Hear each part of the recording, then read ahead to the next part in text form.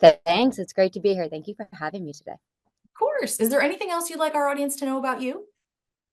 Oh, about me? No, I think you covered it.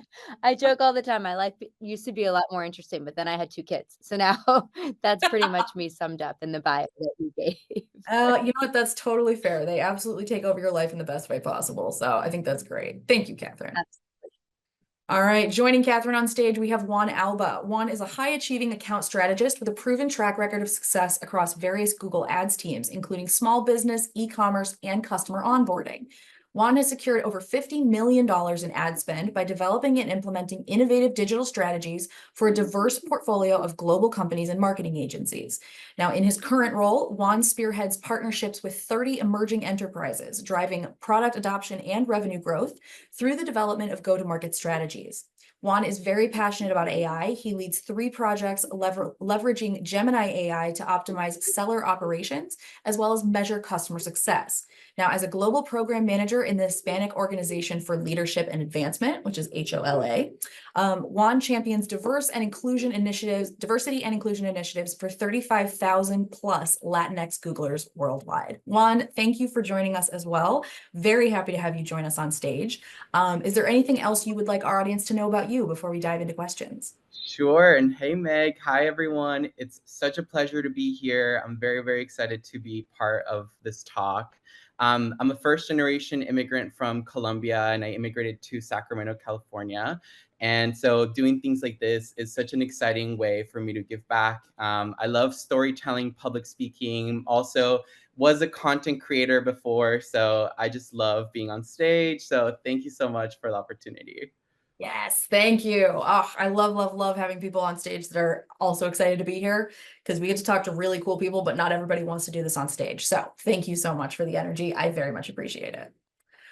All right, so to get us started, Kathryn, I want to talk to you first. Can you tell us a little bit more about what an account strategist does at Google? I want to hear more about kind of clients you work with, the sales process, the tech, talk to us about what your role is like.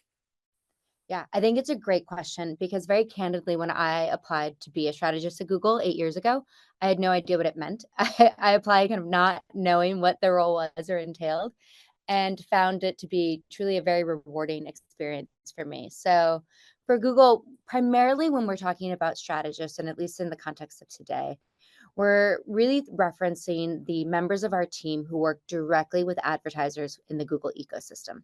So advertisers come in all shapes and sizes. They are doing a number of different things for their marketing objectives, trying to move their businesses forward.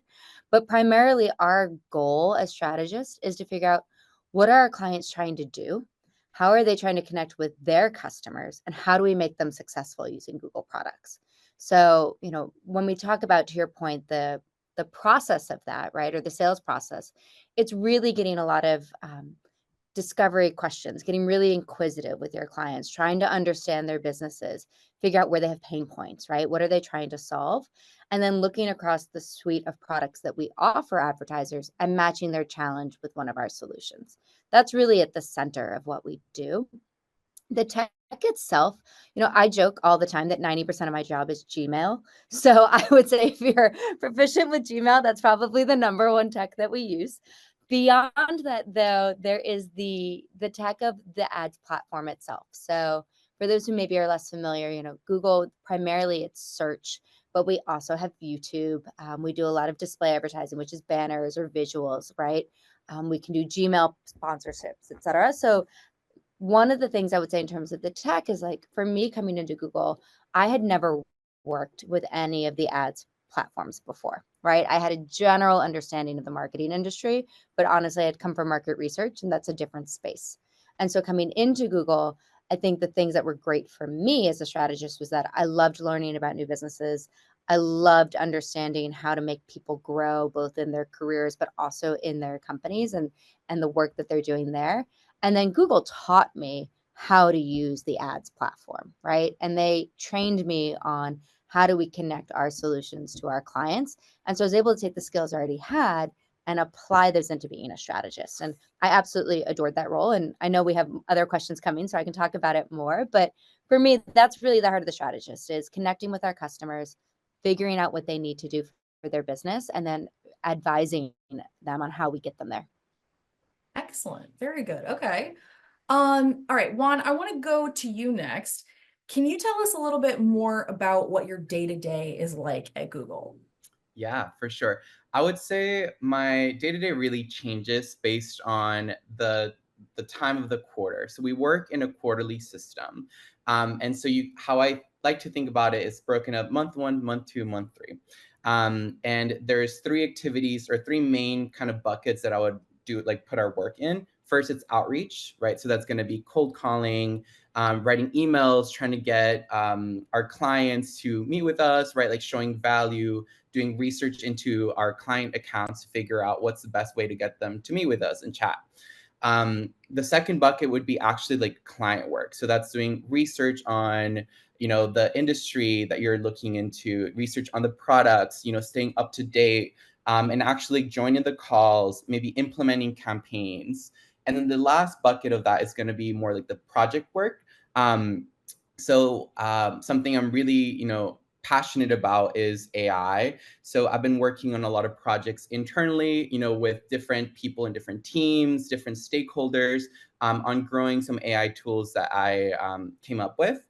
And it's been really, really awesome to be working on that. But how I think about it is month one, we do what's called fast start. So we get a list of clients, which is usually around like 20, 25 accounts in the beginning, and then you get a new account every week after that. So the first month, the fast start is just like really, really client heavy, right? Like just meeting with everyone as much as possible so you can help as many people as possible that first month. Second month, it's going to be a lot less than that, maybe more outreach. You get more accounts coming in and you have to sort of start like, trying to get in touch with the people who have been really hard to get in touch with.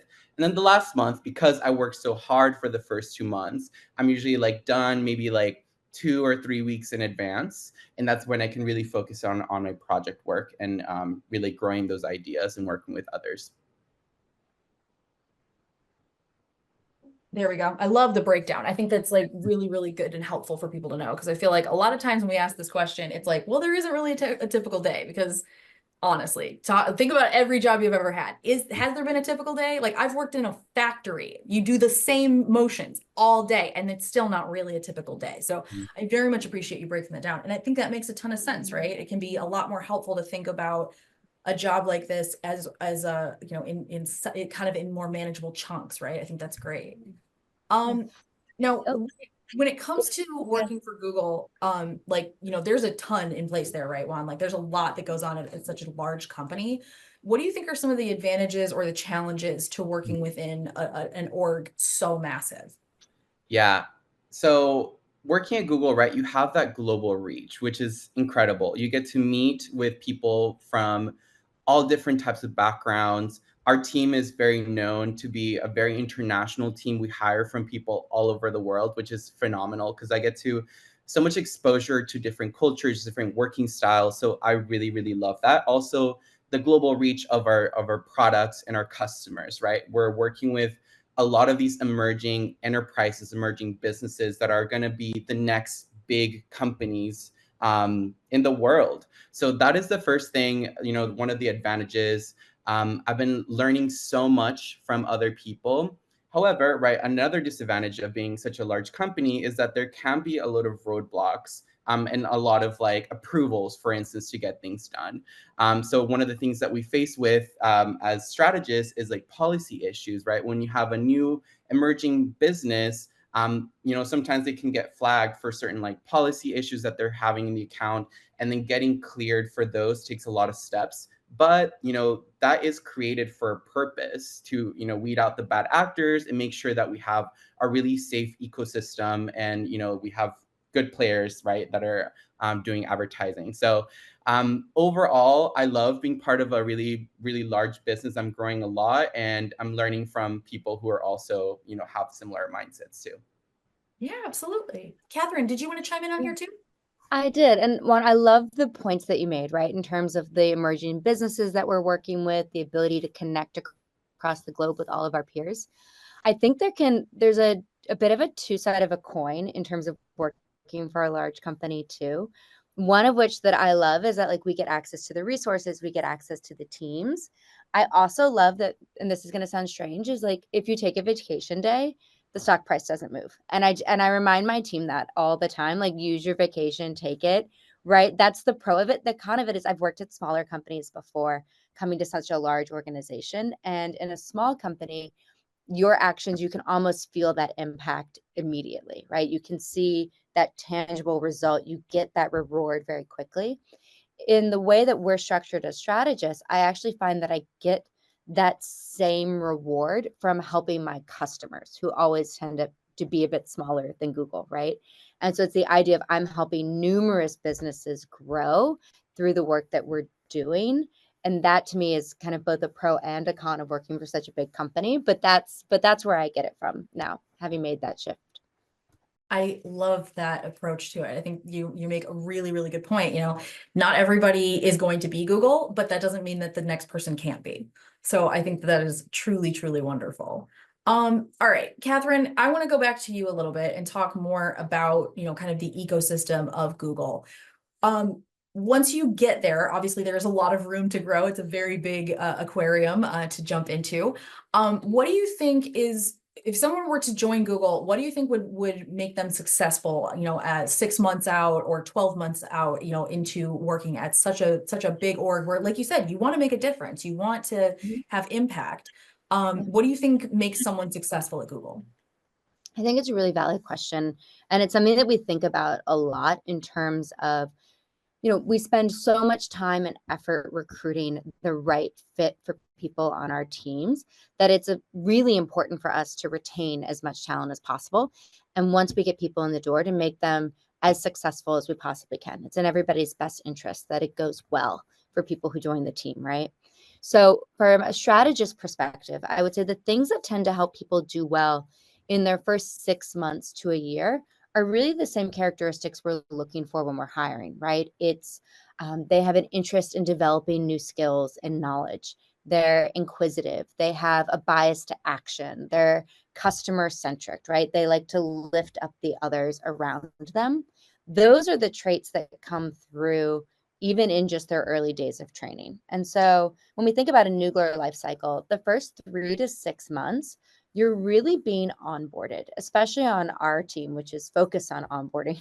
You come in and we train you on all of the systems that we use, the tools internally. We also teach you how to use our ads platform and how to make it work best for our clients. We also do a significant amount of time in sales and client relationship training as well, right? That's your first 3 months, is really not even expected to output anything. We just expect you to learn and ask a bunch of questions. After that, you start to get a smaller book of clients than you would if you were fully onboarded, so to speak. And then you have a lot of support from your manager, your teammates. You are encouraged to continue developing your skills, leaning into what you're doing. And then it's really, I would say, around that like year mark that people start to feel that they're fully onboarded. At about 6 months, you go, oh, I've got this. And then at about 7 months, you realize maybe I don't have this. And at about a year, you actually really do have it, and you're considered quite expert in what you do. And I think those are the moments where our team members look back and they say, oh, wow, I have really come on a journey over this last year. I came in, I maybe had some familiarity with ads, but now I'm actually an expert, and I've consulted hundreds of businesses to successfully navigate this platform. And we get you on that path in a year. So that's what I would say is kind of this crux of your question, is like, what makes you successful? It's really those traits to want to learn, to be exposed to new things, to dig in with our clients and bring in with it some analytical mindset, right? And just some of that rapport and relationship building. The rest of it, we will really lead you down the path to make you successful in the role from there. I think that's Juan, really, I don't know if you agree or disagree. yeah. What do you think, Juan? Yeah, totally agree. I think the strategists that I see become the most successful are those that are inquisitive, right? They're always curious to learn. And they also are really, really all about self-improvement, right? Like, how can I get better?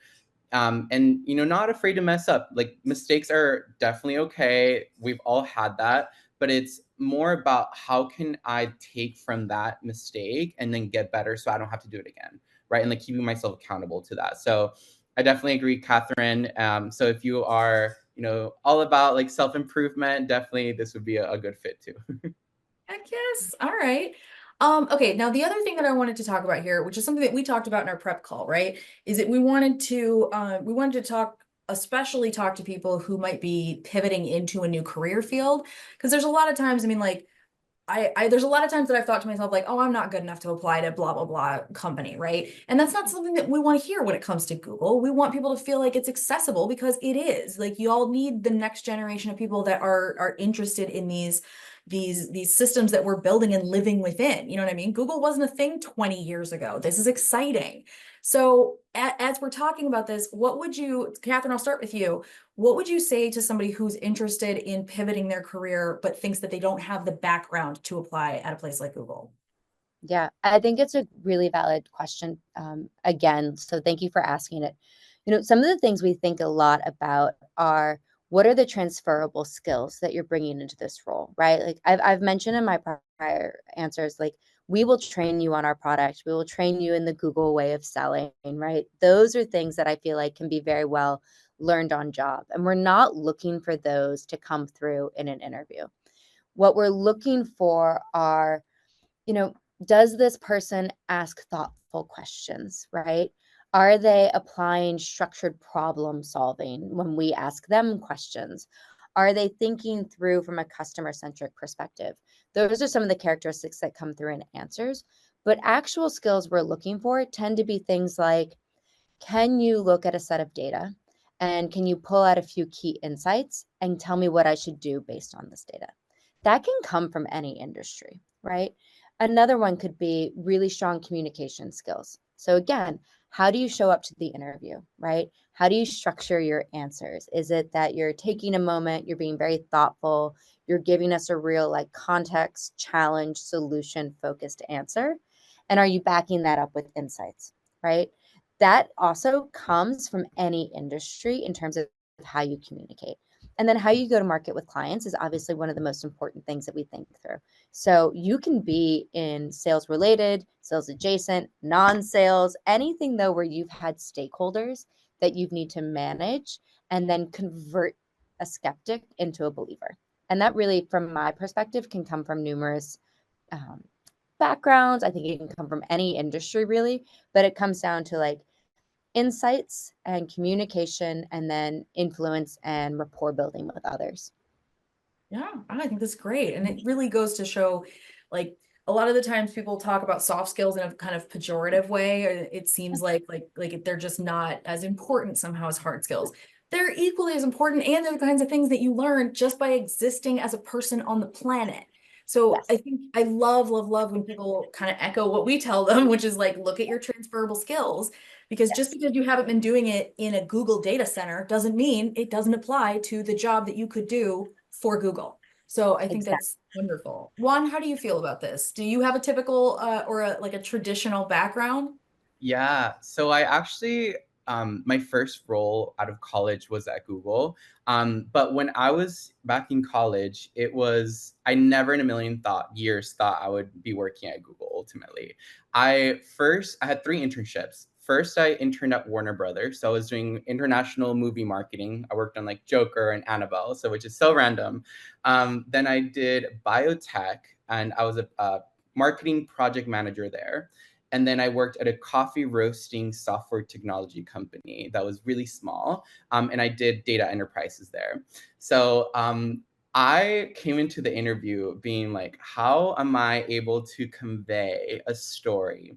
But ultimately, that storytelling, I think, is one of the most important skills that you can hone in on that interview, right? Like, and how I kind of positioned my experience was, I have experience working across multiple companies of all different sizes, right? From movies to like really small startups to like a small business. And for my first role, it was working with those small businesses that also, some of them were also really large.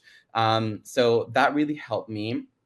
But going to the second side is like, how to be structured in your responses during that interview. And at the time, I was really interested in consulting. So I went to business school at UC Berkeley, and everyone was doing consulting and everyone wanted to go to work in consulting. So I was like, okay, I'm going to jump on this train. So I was studying a bunch. I was reading like Case on Point, all these like consulting interview preps.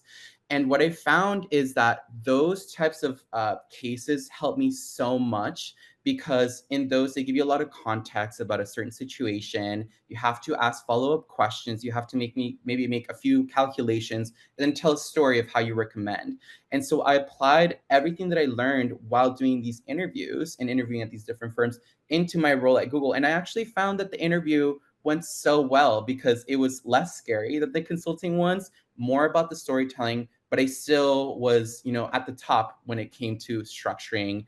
And so my suggestion for those who are interviewing already is to, when you get a question, actually take a minute to like jot down your thoughts and give a really like insightful question that shows how you think through a problem.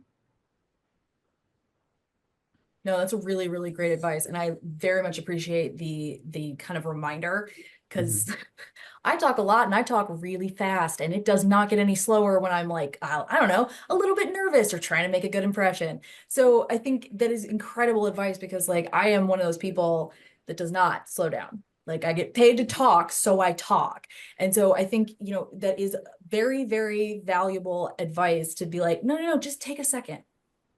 Oh, you asked me a question. Okay, yeah, I think blah, blah, blah, blah, blah, as opposed to Meg's usual turn of, that's such a great question. And I'm like I'm like chattering to kind of give my brain room to work in the background, which doesn't actually work. We know this doesn't actually work. Yeah, like I think these are great points of advice. Thank you both. Okay, we got 10 minutes left. I want to try and make sure we get to all of our questions today.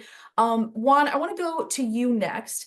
How do you stay up to date on tech developments? There's a lot that happens even, in the last 6 hours, let alone the last 6 months.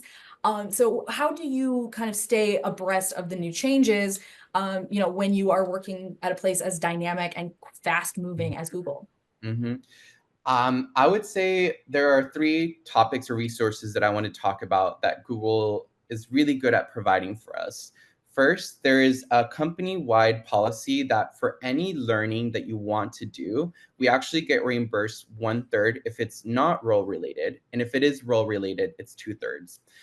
So I have taken masterclass, I signed up for that, got 2/3 reimbursed. I went to a Stanford extension class and I learned about growth marketing, and I networked with other professionals in the space. So I've always been someone that's really curious and I love learning new things. And so those are really great channels. And I love that Google is able to provide this incentive for its employees. Second, I really take ownership of my mentorship. We have a lot of mentorship programs, especially for those that are in underrepresented minority groups. So I'm part of Hola, which is Google's like Latinx ERG. And we get paired up with mentors that are, level 7 and above, that are directors plus. But there's also like the LGBT, for instance, mentorship, or we have another program called Sage, which is for like Black and Latino, and then like Native American, Pacific Islander. So there's a lot of like different resources that I leverage, and I learn actually a lot from those I work with. And in different teams at Google, you can reach out to basically anyone and then ask them for some time to chat. And people are always really willing to meet with you, which is awesome. So I've had a chance to talk to engineers, people in marketing, and then you just kind of like cross ideas and learn from that. And then lastly, we also have the ability to do what we call 20% projects. So once you are really good at your core role, and then you're showcasing that you have like mastery of your role, you can actually go and take 20% projects at other teams. And so you can just apply. We have like an internal portal, and then people will actually give you some of the work that those in your team and those other teams. And that's 20% of your time. That's why it's called 20% project. Sometimes it's less than that. And so right now, for instance, I'm doing one with Hola, which is the Latinx ERG, but I'm learning a lot about the latest advancements in AI because a lot of my teammates are working in like Gemini, for instance. So really, like, it's a really great place to interact with other people. And I would say that's the best way to stay up to date, because there's always something coming out every single day from Google, probably talking about AI. Yes, of course. No, I think that's excellent, excellent advice. And I love that that's a program that is already extant at the company. I mean, that's really awesome to be able to kind of make those pivots and make those changes and be like, yeah, this is what I want to try. I want to explore this. Like, I think that's great. Very, very cool. All right. Juan, you had mentioned the ERGs. I want to go back to this. Because you're both involved with them at Google. So Kathryn, let's start with you. Could you tell me a little bit about some of these groups and how they help to further Google's goal of both representative diversity as well as inclusion of all of these, all these wonderful people within the org's culture? Yeah, I'm happy to. Google, we have a saying that we build for everyone. And I think that that applies to all of our consumer facing products like Gmail and Maps and all the good ones, right? But also internally, we really do think about how do we foster an environment that leads to collaboration, innovation, and that building of community. We also like to say that you should bring your whole self to work. Personally, I only like to bring about 80% of myself to work, but everybody chooses what percentage. I think ERGs play a huge role in that for us, right? Because it allows you to have space to connect with people who identify in ways that you do, but they're outside of your team. And I think, as much as we can love our team, there is something different about being within Google, but being kind of one step removed from your day to day. And then they tend to, what I think is, fill very specific needs for different groups, right? So let's think about the role of my manager, for instance. He's focused on my career development within a very specific realm. But if I go into the women at environment that I'm very focused on, they're focused on developing me at Google and in my career overall, not just within my current role. And so the things that you can get from an ERG, I think some of them are the same across the board, right? You're going to get kind of audience specific programming depending on what the needs are for that group. You'll get networking opportunities. You'll get the opportunity to have social events, right? Just really build upon your Google experience. And then each one, again, as I said, will be tailored to what that group is trying to achieve. I'm on the leadership team for Women at Google New York. We represent 3,500 women in tech in New York. We're the largest ERG globally for Google, but we try and accomplish a ton, right? We have women who are only 2 years into their Google career or their entire career. We have people on our committee who have been there with us for 20 years, right? So trying to fit the needs of that population across is also something that we're actively trying to do. But I say that because it gives you so much opportunity to get involved. And as Juan mentioned, like, learn and keep up to speed with everything that Google is doing because you're getting exposure through a new network. So those are some of my favorite things about ERGs, but Juan's also very involved and I'd love to hear from him. Yeah, as I mentioned earlier, I've always thought about, I didn't mention this earlier, but I always thought about DEI as kind of like an onion. So like there's different layers to that, right? Like there's the first layer, which is like one-on-one with people and how you can connect with people in your community one-on-one. Then there's the team level. How can I promote diversity, equity, inclusion in my current team of strategists? And then going above that, right, is like the global level. How can I continue working on projects, on programs that are going to impact people as a whole? So that's why I was able to take off all the ones that were like team level and one-on-one. And now that I have like more time, because I'm doing really well on my core role, I wanted to try the global level. And so that's why I'm a global lead right now. I am helping create events. So I'm actually doing a lot of fireside chats with authors. I have one, I just wrote the questions to a fireside chat with a celebrity. So I'm going to be flying to New York tomorrow, which I'm very, very excited. I'm sorry, you can't just say with a celebrity and not give us anything, Juan. Come on now. It is Maluma, who's a reggaeton celebrity, reggaeton artist. So really excited because it's full circle. It's like one time, one day I was like living in Colombia as a little kid in a small city. And then, now I'm working on this like really large global events and meeting really cool people. So sadly, I'm not asking the questions. I just wrote the questions and working with his team. But it's been such an incredible opportunity to meet a bunch of new people and also practice more of like, you know, the storytelling that I mentioned has always been my passion. So I love that in Ola, we have such a tight-knit team and everyone is really devoted to like developing these skills as long as I ask and, always raise my hand to get some more work done. Very cool. For those of us who might be more maybe American centric in our music choices, Maluma's absolutely awesome. Please Google, go give a listen. Fabulous artist. I think that's really wonderful. And as a person who is also a lot of the time behind the scenes writing the questions and not getting to ask them to the cool people, you are actually the one driving that engagement. So Juan, doing the unsung work of making the people who are in front of the camera look good because we need it. We need it badly. All right. I'm going to tell you that right now. No, I think that's great. Like, and really, really cool that you're getting to kind of not just engage with your job in a way that is challenging and exciting, but also like in a way that touches other parts of your life. I think that's really cool. Thank you. All right. All right, y'all. We are at less than a minute to go. I'm sorry, we're not gonna have time to get to our last question, but I just want to say, Kathryn and Juan, but for both of you, thank you so much for joining us today. There's obviously a ton of work. Like we said, a lot of prep work goes on before these events take off. And it's clear that, like we expected anything different from the team at Google. Come on now.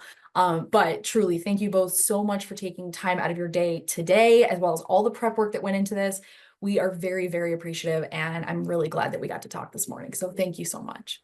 No, thank you so much for having us. And we're looking forward to more applications as well. We are always hiring for our strategist team. So please apply. Yes, absolutely. Check out Google's page, unpoweredtofly.com. Don't forget to click that follow button. That'll be does some really great things for you. And I think that's going to be it for this session. So Hunter, I'm going to turn the floor back over to you. Thank you.